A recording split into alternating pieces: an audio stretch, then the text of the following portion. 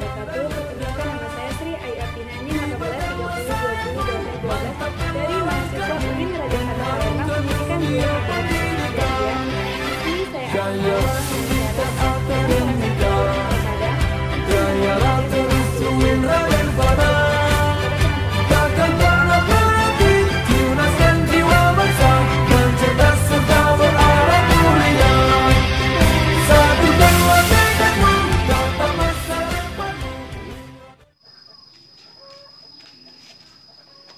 Ini kita sudah sampai di rumah Bapak Tio untuk kita wawancarai. Oke, kita salam dulu guys. Assalamualaikum. Waalaikumsalam. Ada perlu apa, Mbak?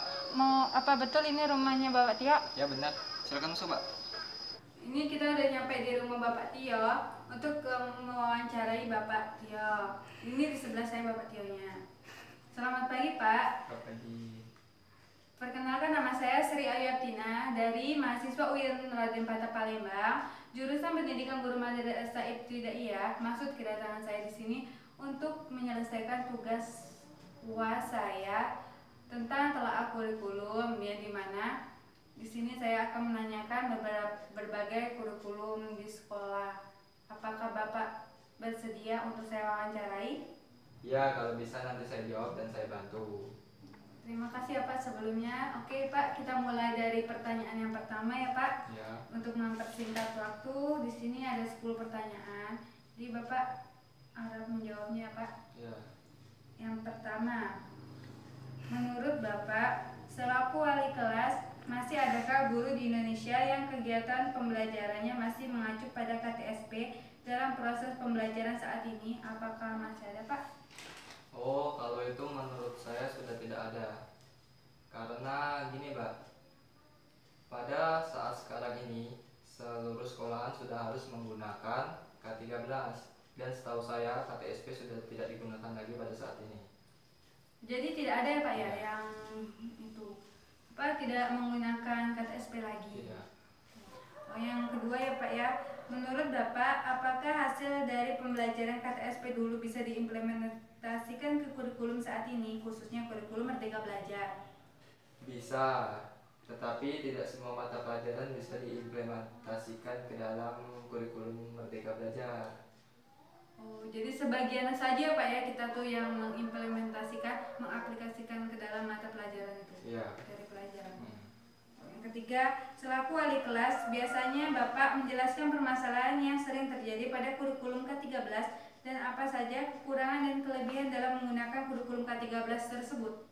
Kalau menurut saya itu, kalau kekurangannya itu dalam kurikulum 2013 ini, siswa kurang paham dalam materi.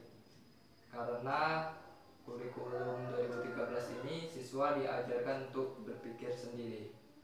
Kalau kelebihannya Pak? Kalau kelebihannya itu menjadikan siswa berpikir kritis dan menjadikan siswa lebih aktif. Saatnya memang aktif siswanya. Nomor 4 ya Pak. Dalam pelaksanaan kurikulum 2013, di setiap sekolah tentunya ada program yang bertujuan untuk mendukung PPK, penguatan pendidikan karakter. Menurut Bapak, cara memilih program yang tepat untuk diterapkan di sekolah itu bagaimana? Menurut saya itu menggunakan alat peraga dan media untuk mendukung PPK. Dan apakah ada kriteria yang harus dipenuhi dari pusat Pak? Tidak ada. Kriteria tersebut harus menyesuaikan keadaan sekolah masing-masing. Jadi seperti contohnya itu di desa dan di kota ya Pak ya, kan itu sangat berbeda. Nah ya begitu.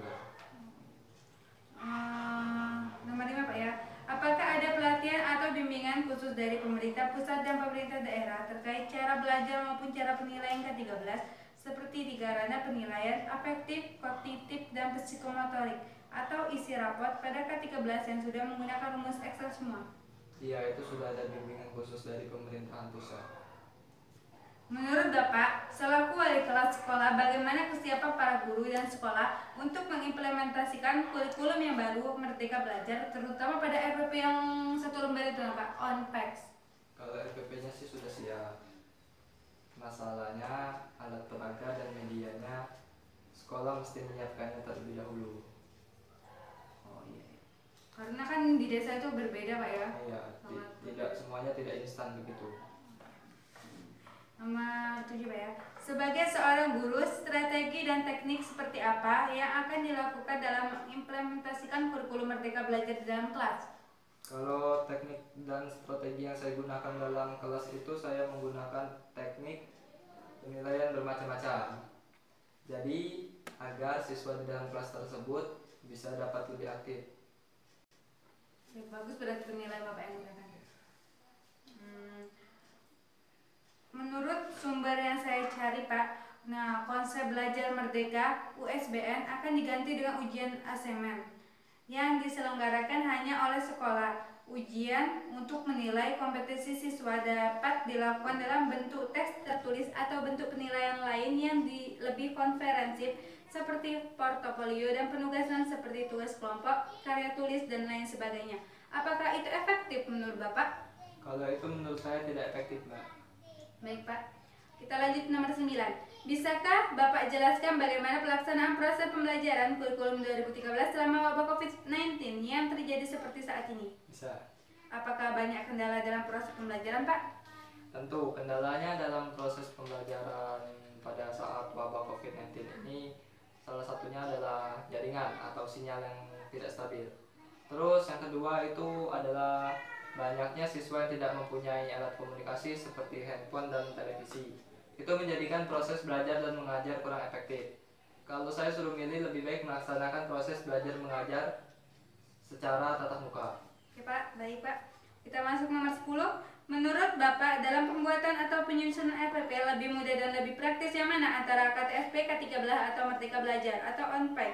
Kalau menurut saya RPP yang lebih mudah dibuat itu adalah RPP Merdeka Belajar. Karena praktis, simpel, dan mudah dibuat. Jadi dapat disimpulkan dari wawancara kita pada siang hari ini bahwa kurikulum harus menggunakan K13 dan para guru harus bisa membuat RPP ONPEK atau Merdeka Belajar. Sekian dan terima kasih.